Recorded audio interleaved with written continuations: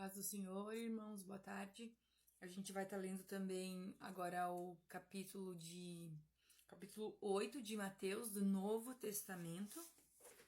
A gente sempre lê do Velho Testamento e do Novo Testamento, porque o Novo Testamento é muito importante que a gente venha a ler ele, né? E ler todo ele, principalmente também Apocalipse, pra gente saber o que vai acontecer no fim dos tempos, que muitas coisas já têm acontecido e muitas coisas ainda irão acontecer, né? Então é preciso que a gente leia, que você tenha na sua casa a sua Bíblia e você leia a sua Bíblia, para você não ser pego de surpresa com as coisas que irão acontecer. Porque ali em Apocalipse, Deus, né, através de João, ele escreveu muitas coisas, né, deixou tudo para nós, para a gente não se perder, para a gente não ser enganado, né? E aí, se você ler, você vai compreender e você não vai ser enganado quando muitos sinais já estão acontecendo, mas quando outros sinais irão acontecer até a volta de Jesus. Amém? Capítulo 8 de Mateus. E descendo ele do monte, seguiu-o uma grande multidão. E eis que veio um leproso e o adorou, dizendo: Senhor, se quiseres, podes tornar-me limpo. Então aqui Mateus, ele fala muito sobre Jesus, né? É os apóstolos, né? Ele fala sobre os milagres de Jesus, as curas, e aqui tá falando sobre um leproso que se aproximou de Jesus e falou que se Jesus quisesse, podia tornar ele limpo. A lepra era uma doença, tipo umas feridas, né? Que se abriam no corpo e machucava muito, doía muito. O cheiro era muito ruim, era um cheiro, era uma coisa que fedia, né? Então, para os judeus, aquela pessoa estava impura, né? Ela não podia se aproximar dos outros. E aí, ninguém também deixava quem tinha lepra se aproximar. Eles geralmente se afastavam do povo, né? E aí ele se aproximou de Jesus. E Jesus, estendendo a mão, tocou-o, dizendo: Quero ser limpo. E logo ficou purificado de sua lepra. Disse-lhe então Jesus: Olha, não o digas a alguém, mas vai, mostra-te ao sacerdote e apresenta a oferta que Moisés determinou para lhe servir de testemunho. E entrando Jesus em Cafarnaum, chegou junto dele um centurião rogando-lhe e dizendo: Senhor, o meu criado jaz em casa paralítico e violentamente atormentado. E Jesus lhe disse: Eu irei e lhe darei saúde. E o centurião respondendo disse: Senhor, não sou digno de que entres debaixo do meu telhado, mas dize somente uma palavra e o meu criado há de sarar. Após Jesus curar o leproso, né? Ele fala para: Olha, não digas a alguém, não pediu para ele não contar a ninguém, mas ele ir direto ao sacerdote, né? E apresentar uma oferta de Moisés para servir de testemunho que ele havia sido curado. E após chegou um centurião, né, próximo de Jesus, e disse que o criado dele era paralítico e violentamente atormentado. E ele pediu para ele curar ele, né, esse centurião. Mas ele pede para ele não entrar na casa de Jesus porque Jesus era muito santo e ele disse que ele não era digno, né, o centurião de Jesus entrar na casa dele. Então ele pediu para Jesus curar ele sem ir na casa dele, aonde Jesus estivesse, né? Pois também eu sou homem sob autoridade, tenho soldados às minhas ordens, e digo a este: vai, e ele vai, e a outro: vem, e ele vem. E ao meu criado: faze isto, e ele o faz.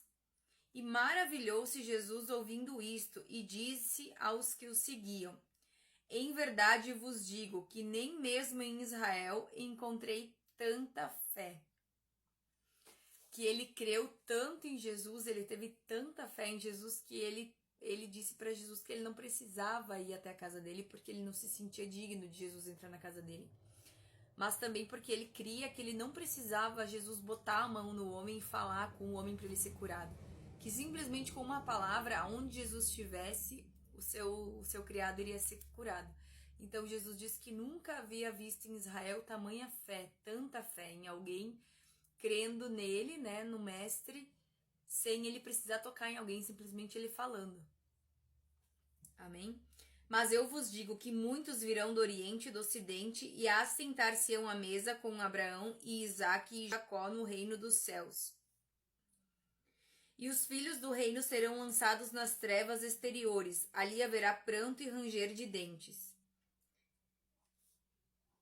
Então disse Jesus ao centurião: vai, e como creste te seja feito. E naquela mesma hora o seu criado sarou.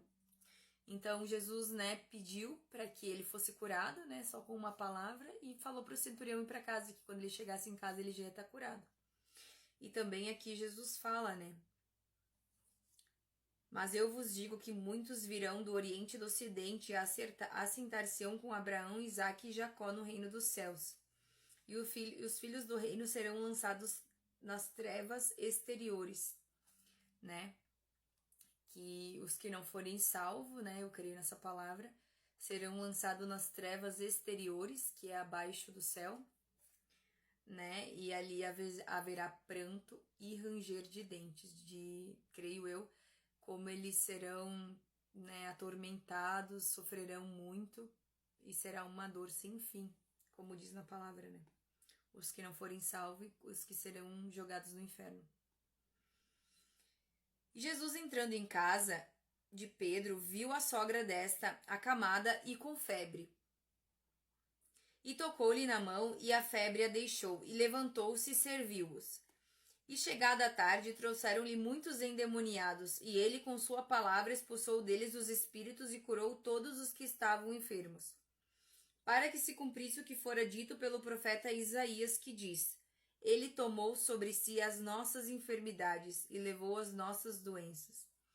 O profeta Isaías, se cumpriu ali o que ele havia falado, que ele, aqui diz, que ele tomou sobre si as nossas enfermidades, as nossas doenças, e levou as nossas doenças para si. E Jesus, vendo em torno de si uma grande multidão, ordenou que passassem para o outro lado. E aproximando-se dele um escriba, disse-lhe: Mestre, aonde quer que fores, eu te seguirei. E Jesus lhe disse: as raposas têm covis e as aves dos céus têm ninhos, mas o Filho do Homem não tem onde reclinar a cabeça. E outro de seus discípulos lhe disse: Senhor, permita-me que primeiramente vá sepultar meu pai. Jesus, porém, disse-lhe: segue-me e deixa os mortos sepultar os seus mortos. E entrando ele no barco, seus discípulos o seguiram. Aqui, Jesus fala que se as raposas têm covis e as aves têm ninhos, mas o Filho do Homem não tem onde reclinar a cabeça, E um de seus discípulos pediu, para sepultar o pai dele que havia morrido, mas Jesus disse para os mortos sepultar os mortos, E pediu para ele seguir ele. Então ele seguiu Jesus, ele obedeceu, Eis que no mar se levantou uma tempestade tão grande que o barco era coberto pelas ondas. Ele, porém, estava dormindo. E os seus discípulos, aproximando-o, o despertaram, dizendo: Senhor, salva-nos, que perecemos. E ele disse-lhes: por que temeis, homens de pequena fé? Então, levantando-se, repreendeu os ventos e o mar, e seguiu-se uma grande bonança.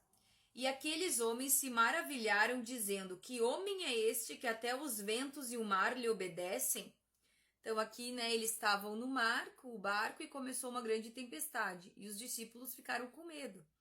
E Jesus estava dormindo na tempestade, O que muitas vezes a gente não faz, A gente fica tão preocupado e com medo que a gente não confia em Deus, E aí eles acordam Jesus e Jesus acalma a tempestade. E aí eles falam: que homem é esse, que até os ventos e o mar obedecem a ele. E tendo-lhe chegado ao outro lado, a província dos Gergesenos, saíram-lhe ao encontro 2 endemoniados vindo dos sepulcros. Tão ferozes eram que ninguém podia passar por aquele caminho. E eis que clamaram, dizendo: que temos nós contigo, Jesus, Filho de Deus? Vieste aqui atormentar-nos antes do tempo? E andava pastando distante deles uma manada de muitos porcos. E os demônios rogaram-lhe, dizendo: se-nos expulsos, permita-nos que entremos naquela manada de porcos. E lhe disse: ide. E saindo eles se introduziram na manada dos porcos. E eis que